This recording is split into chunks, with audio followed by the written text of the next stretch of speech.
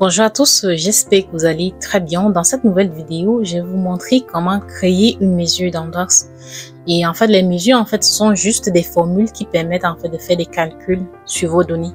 C'est un peu comme dans Excel, pour ceux-là qui ont déjà utilisé, c'est un peu comme les formules Excel qu'on utilise pour les cellules, pour faire des calculs. C'est juste que pour les mesures, ça agit vraiment sur l'ensemble de votre jeu de données. Donc, sur toutes les tables, vous pouvez faire des calculs dessus. Le jeu de données, je vais vous mettre le lien pour y accéder en description, mais c'est le même jeu de données que j'utilise dans presque toutes mes vidéos jusqu'à maintenant. Donc c'est ça qu'on va utiliser aujourd'hui. Donc je vais vous apprendre comment créer des mesures et en même temps je vais vous apprendre les bonnes pratiques pour le faire. Donc quand vous êtes dans Power BI et que vous avez importé vos données, il y a plusieurs façons de créer une mesure. La première façon, c'est que vous pouvez aller sur l'onglet modélisation en français ou bien modeling en anglais. Et vous cliquez ici donc sur New Mesure, donc Nouvelle Mesure. Mais cette façon, si je vous le déconseille, parce que quand vous allez créer votre mesure, vous ne serez pas sûr de dans quelle table elle va se placer ici. Donc très souvent, la mesure va se placer sur une table que vous ne voulez pas. Par exemple, actuellement, quand je clique donc sur Modélisation, là j'ai sélectionné cette table-ci expressément, mais ça peut arriver que vous êtes comme ça. Vous cliquez juste sur Nouvelle Mesure. Et la mesure dont on va se créer de façon automatique très souvent sur la première table ou bien sur une qui est sélectionnée. Mais si je ne vous conseille vraiment pas de le faire comme ça, c'est pas la bonne façon de le faire. Donc c'est quand vous cliquez sur une nouvelle mesure qu'il y a cette barre-ci de formule qui s'affiche. Mais pour l'instant, donc on va pas créer de mesure. Ça c'est la première façon que je vous montre.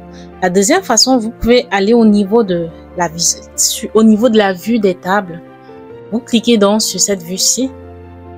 Et là, automatiquement, ça va prendre la première table ou bien la table sélectionnée, mais vous pouvez sélectionner n'importe quelle table comme ça. Et puis, vous cliquez ici, Nouvelle mesure. Ça va directement créer la mesure sur la table que vous avez sélectionnée. Donc, ça affiche ici la barre de formule pour votre mesure pour que vous entrez votre formule.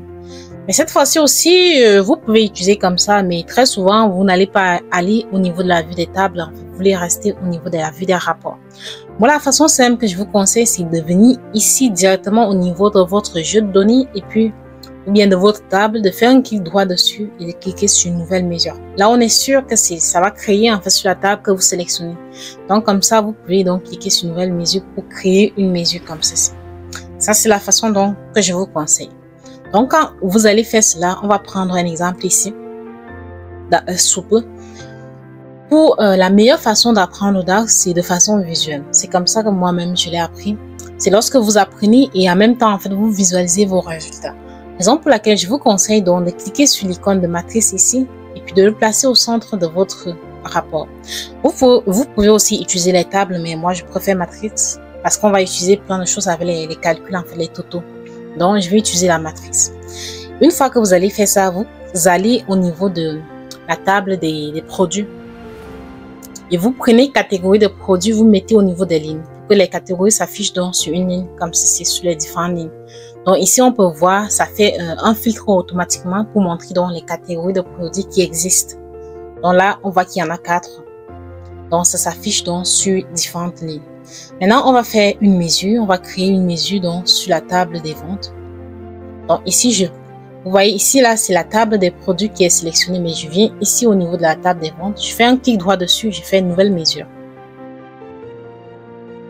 Donc, vous voyez, ça s'affiche sur la table des ventes, ce qui est bien. Donc, ici, donc, vous pouvez voir ici, j'avais créé d'autres mesures, mais que je n'ai pas utilisées visiblement. Donc, comme d'habitude, je vous dis, ça va s'afficher comme ça et vous allez voir le nom mesure va s'afficher donc et ça sera en surbrillance comme ça. Ne perdez pas votre temps à essayer de supprimer juste mesure 3 et puis vous gardez égal. Vous pouvez directement écrire au-dessus. C'est beaucoup plus rapide comme ça. Donc, comme je vous ai toujours dit, mes mesures, quand je les fais, je commence toujours par Z. Donc là, ça va faire Z. Je vais mettre underscore et là, je mets total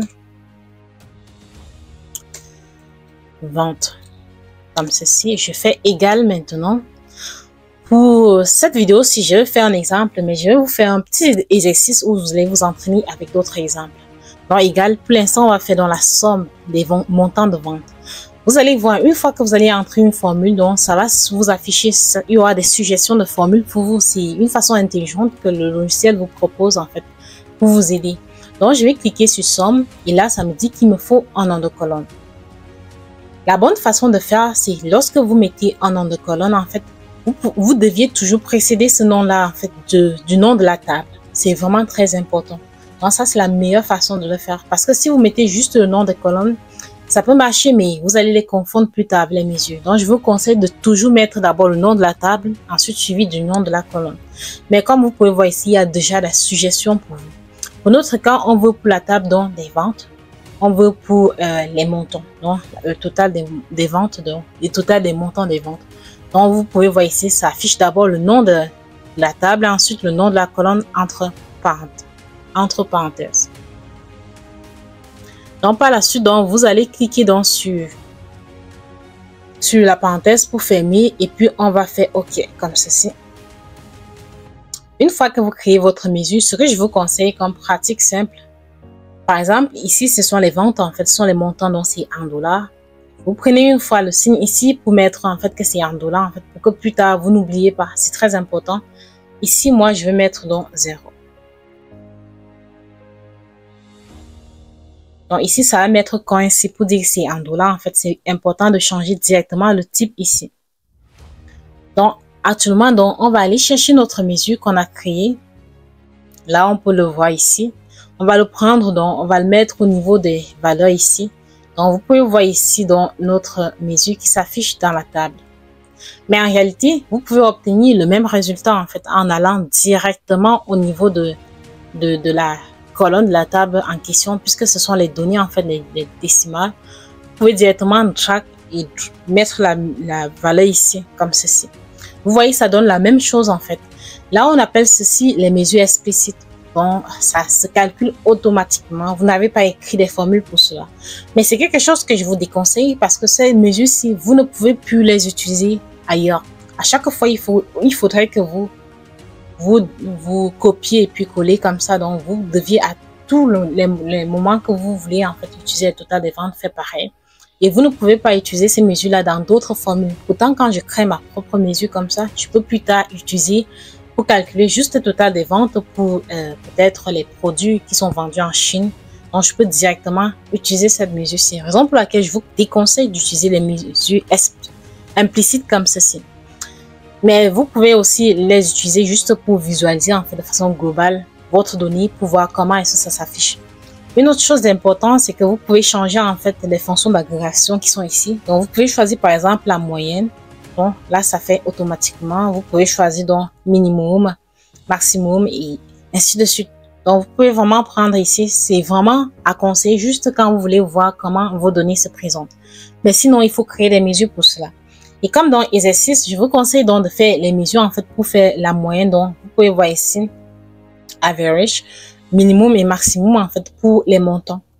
Pour ce faire, vous devez créer des nouvelles mesures comme je l'ai fait actuellement. Mais ici, au lieu de mettre somme, vous devez mettre donc average, donc AVG, et vous mettez donc minimum, maximum. Ça va vous aider en fait de vous familiariser avec le syntaxe de DAX. Donc, c'est tout pour cette vidéo. On va se revoir dans une autre vidéo pour aller beaucoup plus en profondeur avec tout cela. Merci.